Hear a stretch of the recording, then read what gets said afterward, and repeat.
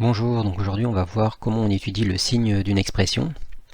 Alors d'abord une propriété. Pour étudier le signe d'une expression, on la factorise et on utilise la règle des signes, c'est-à-dire que le signe de AB est positif si A et B sont de même signe. Donc ça c'est une vieille règle que vous avez vue depuis très longtemps, c'est-à-dire que si on multiplie deux expressions de signe plus, on obtient un plus, et si on obtient deux expressions de signe moins, on obtient aussi un plus. Alors on va faire un exemple avec la fonction f définie par f de x égale 5x plus 1 facteur de 2x moins 4. L'expression est déjà factorisée, ça veut dire qu'on n'a pas besoin de factoriser. Donc on va étudier le signe de chacun des deux facteurs, c'est-à-dire le signe de 5x plus 1 et puis le signe de 2x moins 4. Donc on va résoudre les deux facteurs supérieurs ou égal à 0, ça veut dire qu'on va chercher quand on va appliquer le signe plus pour chacun des deux facteurs. Alors pour le premier, on fait passer le 1 de l'autre côté, ça donne moins 1, et on divise par 5, donc x supérieur ou égal à moins 1 sur 5. Et pour la deuxième, on fait x supérieur ou égal à 2. Donc on a deux valeurs qui sont importantes, c'est-à-dire moins 1 sur 5 et 2. Donc on va construire un tableau. Alors ce tableau va contenir une ligne avec x, une ligne avec la première expression, c'est-à-dire 5x plus 1, la deuxième ligne avec 2x moins 4, et puis une ligne avec f de x, c'est-à-dire la réponse, c'est-à-dire qu'on s'occupera de f après. Donc sur la ligne des x, on va placer moins l'infini plus l'infini.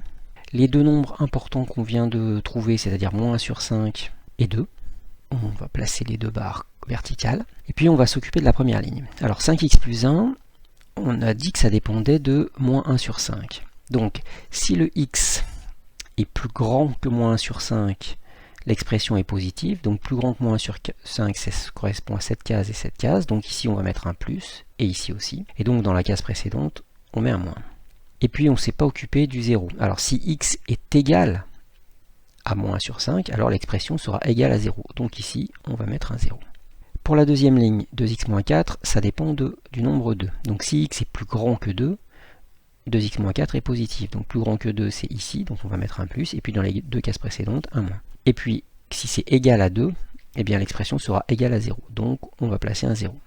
Pour f de x, eh bien on va appliquer donc la règle des signes, c'est-à-dire que ici on va avoir moins par moins, ça va nous donner un plus, ici plus par moins, ça nous donne un moins, et plus par plus, ça donne un plus. Et puis au milieu, 0 fois n'importe quoi, ça donne 0, et n'importe quoi fois 0, ça donne aussi 0. Donc on obtient le tableau de signes de la fonction f. Alors qu'est-ce que ça signifie? Ça signifie que par exemple, si je prends un nombre plus grand que 2, par exemple 3, et si je calcule f de 3, eh bien cette valeur, comme elle est dans la dernière case du tableau, elle sera supérieure à 0. Si je prends par exemple 1, qui va se situer entre moins 1 sur 5 et 2, et si je calcule f de 1, eh bien la réponse sera inférieure à 0 puisque c'est négatif. Alors, cas des fonctions ax sur bx, c'est-à-dire une fraction qui contient un dénominateur avec x au dénominateur. Donc par exemple, on va étudier le signe de la fonction f définie par f de x égale 6x plus 3 sur 3x moins 9. Alors, première étape, il s'agit de repérer la valeur interdite. La valeur interdite sera quand le dénominateur sera différent de 0. Donc on résout 3x moins 9 différent de 0 et on trouve x différent de 3. Et donc, le domaine de définition, c'est R privé de 3. À partir de là, on va utiliser le même procédé que précédemment, c'est-à-dire qu'on va résoudre 6x plus 3 supérieur ou égal à 0 et 3x moins 9 supérieur ou égal à 0. On va trouver x supérieur à moins 1,5 et la deuxième, x supérieur à 3. Ensuite, on va faire notre tableau. Donc une ligne avec x, une ligne avec le numérateur 6x plus 3, une ligne avec le dénominateur 3x moins 9 et une ligne avec la réponse. Ici, on va toujours aller de moins l'infini à plus l'infini. On a trouvé deux nombres importants, moins 1,5 et 3. La seule différence sera pour le 3. Alors comme pour f, le nombre 3 représente une valeur interdite, eh bien on va rajouter une double barre sur la ligne du f, ce qui va signifier valeur interdite. À partir de là, on va appliquer ce qu'on a vu avant. Donc 6x plus 3 dépend de moins 1,5. Donc quand c'est plus grand que moins 1,5, on va mettre plus, et puis là un moins, ici 0. 3x moins 9 dépend de la valeur 3. Donc quand c'est plus grand que 3, on met le plus et avant moins, et ici 0. Et la règle des signes, moins par moins, ça donne plus par moins, ça donne moins, plus par plus, ça donne plus. Et enfin, 0 divisé par n'importe quoi, ça donne 0. Alors ici, attention, on ne met pas de 0 parce que c'est la valeur interdite, hein, on ne peut pas calculer l'image. Alors un exercice, ce que je vous conseille, c'est comme d'habitude de faire pause, essayer de le faire, et puis après de regarder la correction. Alors, on a établi le tableau de signes de f, donc là le tableau est tout fait. Première question, donner le signe de f de 0. Alors il s'agit de repérer où va se situer le 0. Donc 0, ça va se situer entre moins 2 et 1. Donc le 0 sera à peu près ici. Et donc f de 0, on regarde la réponse, c'est positif, donc c'est supérieur ou égal à 0. Moins 4 se situe à peu près ici. Donc f de moins 4, d'après le tableau de signes, est inférieur à 0. 7,3 se situe ici. Donc f de 7,3 est inférieur à 0.